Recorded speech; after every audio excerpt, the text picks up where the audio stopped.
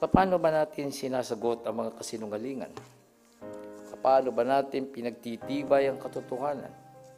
Muli kong sinasabi sa inyo sa ilalim ng aking pamumuno, dumaan sa lahat ng pagsusuri ang mga proyekto ng Makati.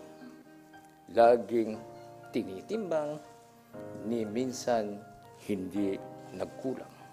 Ang bintang na ang bidding ng proyekto ay niluto o rig ay hubad na salita lamang dahil walang dokumentong ipinakita o pinanghahawakan.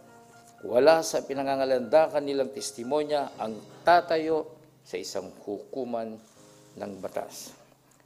At dahil hindi tatayo sa hukuman ng batas, ipinalalabas na lang nila sa malasirkos na pagdinig sa Senado. Kung talagang gusto nilang ihambing ang gastos sa Makati City Hall Building 2, dapat nilang ihambing sa ibang mga government buildings.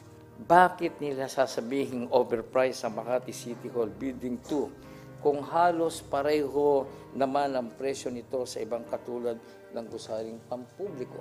Bakit ang proyekto ng mga kasama sa politika itinuturing na matuwid at tama? Pero kapag sa iba, kaagad kinakastigong tiwali at baluktot. Sa tuwing may pagsubok, hindi ako umaatras. Ako ay laging lumalaban.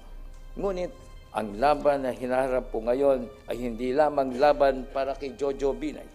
Ito ay laban para sa lahat ng Pilipino na natutulog sa kariton, sa mga pumapasok sa eskwela na walang notebook at libro o hindi man lang nakakakain, sa mga magsasaka na walang sariling lupa, sa mga araw-araw ay naghihirap at umuwi sa gabi na may pangamba dahil sa laganap na kriminalidad.